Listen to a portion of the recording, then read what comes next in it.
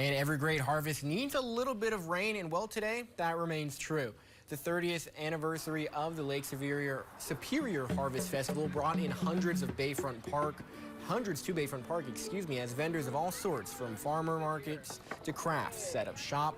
The festival offered everyone a little bit of everything, from food, music, crafts, and so much more. As a quick little shower of rain didn't stop the festivities, some have been coming to the event for years as the people make the event. Energy and the spirit of the people that are here, it just seems like an excellent community event. It's no cost, which is awesome. People just seem to come here and have a good time, and it's just good people.